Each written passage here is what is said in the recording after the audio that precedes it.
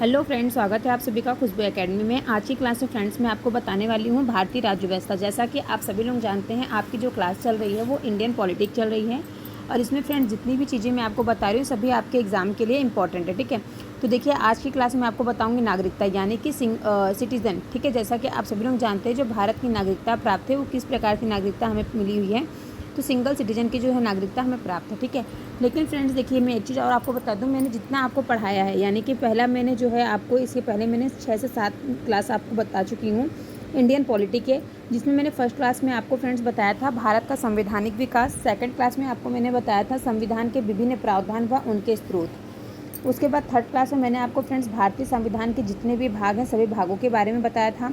फटाफट से आप लोग एक बार कमेंट करके बताइए कितने भाग हैं। ठीक है, इसके बाद फ्रेंड्स मैंने आपको भारतीय संविधान में अनुसूचियाँ कितनी हैं उसके बारे में बताया। भारतीय संविधान की क्या क्या विशेषताएं हैं, भारतीय संविधान की क्या क्या उद्देशिका है यानी फिर प्रस्तावना क्या है, संघ व राज्य क्षेत्र कौन कौन से हैं।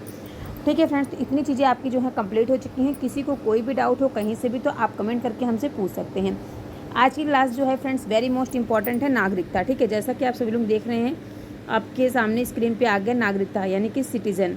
ठीक है, तो देखिए फ्रेंड्स इसमें मैं आपको बताऊंगी भारतीय नागरिकता प्राप्ति हेतु 5 प्रकार। तो कितने प्रकार हैं फ्रेंड्स? 5 प्रकार है। अगर भारतीय कोई भी व्यक्ति है तो भारतीय नागरिकता प्राप्त करने हेतु उसको 5 प्रकार कौन कौन से, तो पहला कौन सा होना चाहिए फ्रेंड्स? पहला क्या हो, भारत में जन्म लिया हो।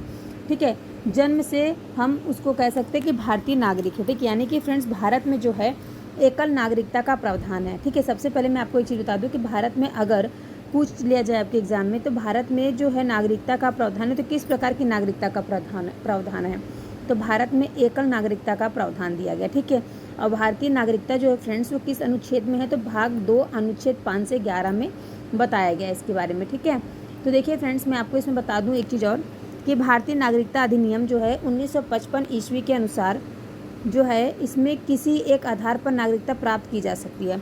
पहला मैं आपको यहाँ बता रही हूँ कैसे प्राप्त की जा सकती है फ्रेंड, जन्म से। ठीक है, जन्म से। ठीक है, यहाँ पे दिया गया जन्म से। तो जन्म से हम कैसे बात कर सकते हैं कि जन्म से कैसे, तो देखिए जन्म से मतलब कि ऐसे है कि प्रत्येक व्यक्ति जिनका जन्म जो है संविधान लागू होने अर्थात 26 जनवरी 1950 ईस्वी को या उसके पश्चात भारत में हुआ हो। ठीक है, तो उसको हम क्या कह सकते हैं, वो जन्म से जो है भारतीय नागरिक है, वह जन्म से भारत का नागरिक होगा। ठीक है, अब देखिए यहाँ पे नेक्स्ट दिया गया वंशाधिकार द्वारा।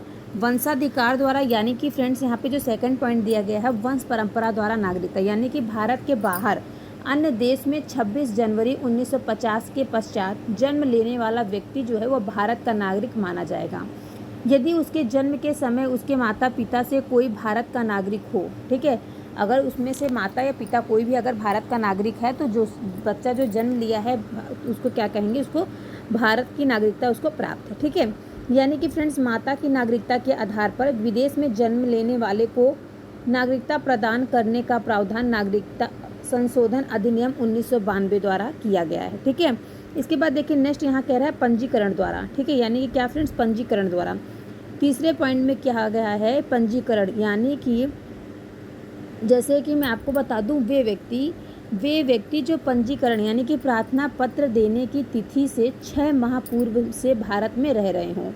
ठीक है, या फिर वे भारतीय जो अविभाज्य भारत से बाहर किसी देश में निवास कर रहे हों, वे स्त्रियां जो भारतीय से विवाह कर चुकी हैं या भविष्य में विवाह करेगी। ठीक है, इन लोगों को क्या करेंगे, पंजीकरण द्वारा क्या कर सकते हैं, नागरिकता प्राप्त कर सकते हैं।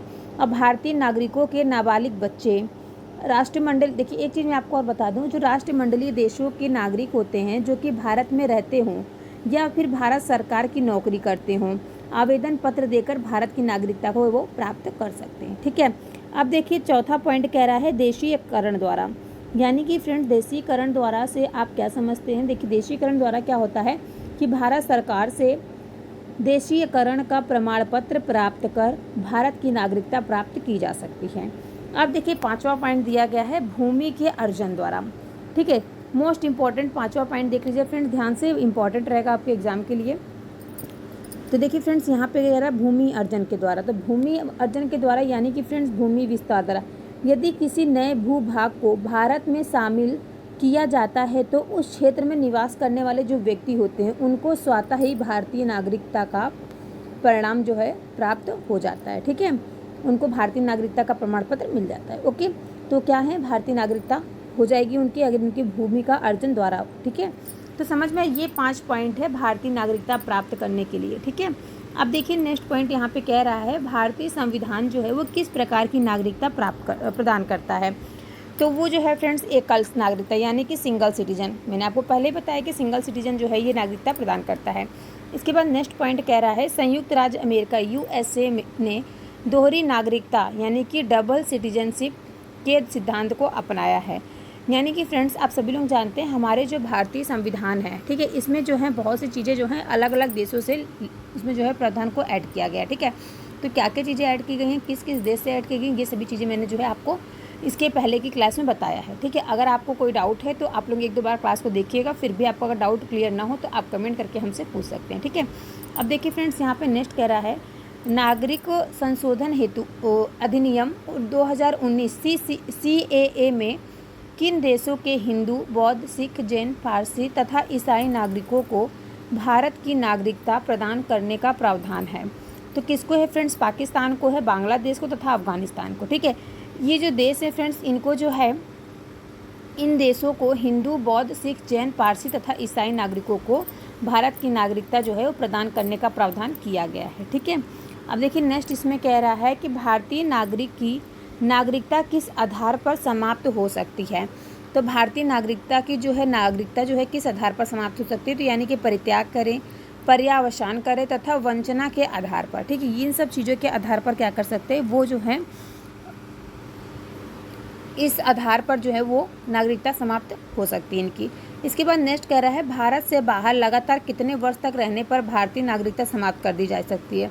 तो फ्रेंड्स 7 वर्ष तक अगर कोई व्यक्ति जो है अपने भारत देश से बाहर रहता है तो उसकी जो है नागरिकता समाप्त कर दी जाती है। ठीक है, इसके बाद देखिए नेक्स्ट क्वेश्चन कह रहा है कि प्रवासी भारतीय दिवस कितने समय अंतराल पर मनाया जाता है। तो प्रवासी भारतीय दिवस जो है वो प्रति 2 वर्षों पर मनाई जाती है। ठीक है, प्रति कितने वर्षों पर 2 वर्षों पर मनाई जाती है। ठीक है, अब देखिए नेक्स्ट क्वेश्चन यहाँ पे नेक्स्ट पॉइंट क्या दिया गया है। अब देखिए फ्रेंड्स यहाँ पे कह रहा है नागरिकता से संबंधित प्रमुख अनुच्छेद। तो देखिए मैंने आपको पहले ही बताया कि नागरिकता से संबंधित कौन कौन से अनुच्छेद हैं। भाग 2 के अनुच्छेद 5 से 11 तक जो अनुच्छेद है ये जो है नागरिकता से संबंधित प्रमुख अनुच्छेद हैं। तो अनुच्छेद 5 क्या कहता है, तो अनुच्छेद 5 में क्या प्रावधान दिया गया है फ्रेंड्स। अनुच्छेद जो 5 है इसमें कहा गया है संविधान लागू होने के समय नागरिकता। ठीक है, संविधान लागू होने के समय जितने भी व्यक्ति भारत में थे उनको जो है भारत का नागरिकता जो है प्राप्त होगी है। इसके बाद 6वां अनुच्छेद कह रहा है कि पाकिस्तान से भारत को प्रव्रजा, ठीक है, यहाँ पे कह रहा है प्रव्रजन करने वाले व्यक्तियों को नागरिकता का अधिकार। अनुच्छेद 7 में कह रहा है पाकिस्तान से प्रव्रजित व्यक्तियों के नागरिकता अधिकार। 8वां पॉइंट कह रहा है कि भारतीय मूल के उन लोगों के नागरिकता अधिकार जो भारत के बाहर रह रहे हैं। ठीक है, इसके बाद 9 पॉइंट में कह रहा है जिस व्यक्ति ने स्वेच्छा से विदेशी नागरिकता प्राप्त कर ली उसकी भारतीय नागरिकता समाप्त मान ली जाएगी। ठीक है, जिसने क्या है विदेश की नागरिकता को अगर प्राप्त कर लिया है तो उसकी जो है भारत की जो नागरिकता है उसकी क्या होगी, समाप्त मान ली जाएगी। ओके, इसके बाद नेक्स्ट देखिए जो है अनुच्छेद 11 क्या कह रहा है। अनुच्छेद 11 जो है फ्रेंड्स इसमें कहा गया है कि संसद द्वारा कानून बनाकर नागरिकता अधिकारों का नियमन। ठीक, यानी कि संसद द्वारा जो कानून बनाकर नागरिकता संविधान किया गया है इसके बारे में। ठीक है, तो देखिए फ्रेंड्स यहाँ पे आयोग आप सभी को यहाँ तक समझ में आ गया होगा। ठीक है, और इसके आगे देखिए यहाँ पे दिया गया है नेक्स्ट पॉइंट, ध्यान से देखिए नेक्स्ट पॉइंट में क्या कह रहा है। ये देखिए फ्रेंड्स नेक्स्ट पॉइंट कह रहा है कि लक्ष्मीमल सिंघवी समिति किससे संबंधित है। तो ये फ्रेंड्स जो है ये दोहरी नागरिकता से संबंधित है, जो कि मैंने आपको पहले बताया दोहरी नागरिकता जो है वो कहाँ की है फ्रेंड्स, वो USA यानी कि संयुक्त राज्य अमेरिका में जो है वहाँ पर दोहरी नागरिकता का सिद्धांत जो है वो अपनाया गया। ठीक है, लेकिन अपने भारतीय संविधान में कौन सी नागरिकता है, कौन सी नागरिकता का प्रावधान किया गया, तो एकल नागरिकता जो कि कहाँ से ली गई है, किस देश से लिया गया है, तो फ्रेंड्स ब्रिटेन देश से लिया गया है। ठीक है, याद रखिएगा किस देश से लिया गया है, तो ब्रिटेन देश से। इसके बाद देखिए फ्रेंड्स नेक्स्ट यहाँ पे पॉइंट कह रहा है किसी व्यक्ति द्वारा भारतीय बैंकों में धन जमा करके भारत की नागरिकता नहीं प्राप्त की जा सकती। तो फ्रेंड्स देखिए यहाँ पे जो ये पॉइंट कहा गया है कि कोई अगर बाहर विदेशी व्यक्ति है, विदेश का कोई व्यक्ति है, अगर वो भारत में अपना पैसा जो है भारतीय बैंक में जमा करता है तो क्या वो पैसों के आधार पर भारत की नागरिकता प्राप्त कर सकता है? तो नहीं। वो अगर भारत के बैंक में पैसा जमा करता है तो उसके आधार पर जो है उसको भारत की नागरिकता प्राप्त नहीं की जा सकती। ठीक है। इसके बाद देखिए नेक्स्ट यहाँ पर पॉइंट कह रहा है भारतीय मूल के व्यक्ति PIO का कार्ड धारक भारत में नहीं खरीदा जा सकता। तो फ्रेंड्स कृषि भूमि के लिए, ठीक है, कृषि भूमि के लिए खरीदा नहीं जा सकता। ठीक है। अब देखिए यहाँ पे कुछ इंपॉर्टेंट पॉइंट दिया गया है। ये देखिए फ्रेंड्स यहाँ पे दिया गया है ना NRI PIO एवं OCI कार्ड में तुलना। तो देखिए फ्रेंड्स एक एक करके समझिए। परिभाषा अप्रवासी भारतीय NRI क्या है? तो देखिए परिभाषा इसकी क्या है NRI की, तो भारतीय नागरिकता जो कि साधारणतः भारत के बाहर निवास करता है वो क्या होगा? वो भारतीय पासपोर्ट धारक होता है। ठीक है। और नागरिकता की अर्हता पे अगर हम कहें इसको अप्रवासी भारतीय क्या है NRI, तो ये क्या है? ये भारतीय नागरिक है। ठीक है। प्राप्त होने वाला लाभ क्या है? तो सभी लाभ जो सामान्यतः भारतीय नागरिक को प्राप्त होते हैं वही जो है इनको भी प्राप्त होंगे। इसके बाद वीज़ा जो है वो जो अप्रवासी भारतीय हैं जो कि केवल घूमने आते हैं उनको वीज़ा जो है नहीं है। मताधिकार दे दिया गया है। ठीक है। मताधिकार जो है इनको दे दिया गया है। अब देखिए यहाँ पे कह रहा है कि भारतीय मूल के व्यक्ति PIO क्या हैं? तो देखिए इसकी जो परिभाषा है, सबसे पहले मैं आपको PIO की परिभाषा एक एक करके मैं आपको बता रही हूँ। ठीक है। तो PIO की जो परिभाषा है क्या है? स्वयं व्यक्ति या उसका कोई पूर्वज भारतीय नागरिक रहा है। ठीक है। वह वर्तमान में अन्य देश की नागरिकता प्राप्त है जिसका पासपोर्ट धारक है। ठीक है। इसके बाद देखिए नागरिकता की अर्हता क्या है? तो भारत में कम से कम 7 वर्षों के निरंतर निवास के आधार पर आवेदन कर सकते हैं। ठीक है। इसके बाद नेक्स्ट कह रहा है प्राप्त होने का लाभ, तो इनको कोई विशेष लाभ नहीं होगा जो PIO यानी कि जो भारतीय मूल के व्यक्ति हैं। ठीक है। और इनको वीज़ा हाँ चाहिए। इसके बाद क्या है? मताधिकार नहीं है। ठीक है।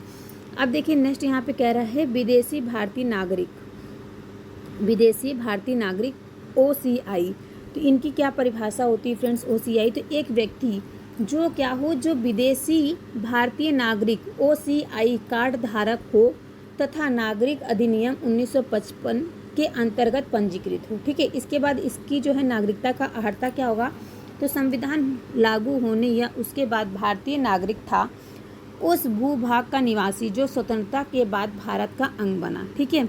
अब यहाँ पे अगर हम बात करें कि इसके जो है प्राप्त होने के लाभ क्या हैं, OCI प्राप्त होने का लाभ क्या है? तो एक FRRO व FRO वाले लाभ के साथ पंजीयन से छूट भारत में कितनी भी अवधि तक ठहराव के लिए। ठीक है। और अगर हम बात करें इसकी वीज़ा, जो इसके वीज़ा जीवन भर बिना वीज़ा आ जा सकते हैं। ठीक है। और ये जो है इनको मताधिकार नहीं होगा। ठीक है। केवल मताधिकार किसको होता है? जो अप्रवासी भारतीय होते हैं जिसको NRI कहा जाता है। ठीक है। तो देखिए फ्रेंड्स एक चीज़ मैं आपको और इसमें बता दूँ, इंपॉर्टेंट पॉइंट रहेगा, याद रखिएगा सभी लोग आपके एग्जाम के लिए। ठीक है। तो देखिए फ्रेंड्स यहाँ पे जो मैं आपको सिंगल सिटीजन यानी कि जो मैं आपको नागरिकता पढ़ा रही हूँ। ठीक है। नागरिकता में आप लोग ध्यान रखिएगा फ्रेंड्स कि भारतीय नागरिकता का अंत। ठीक है। तो भारतीय नागरिकता का अंत जो होता है वो बहुत से प्रकार से हो सकता है, जैसे कि मैं आपको बता दूं नागरिकता का परित्याग करने से। ठीक है।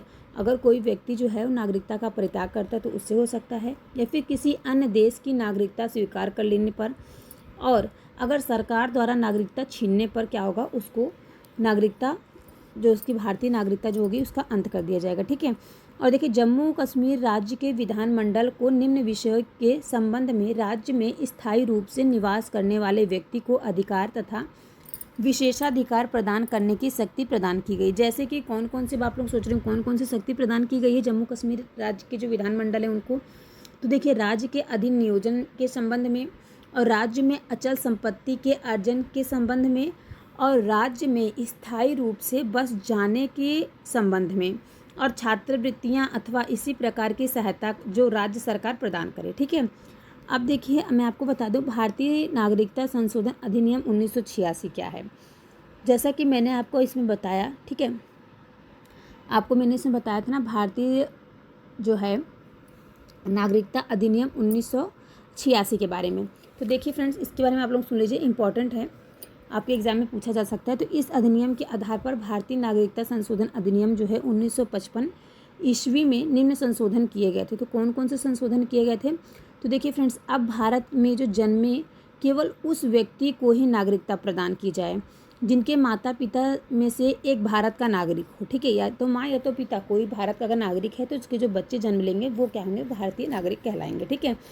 इसके बाद सेकंड पॉइंट में कह रहा है कि जो व्यक्ति पंजीकृत के माध्यम से भारतीय नागरिक प्राप्त करना चाहते हैं उन्हें अब भारत में कम से कम 5 वर्षों तक निवास करना होगा।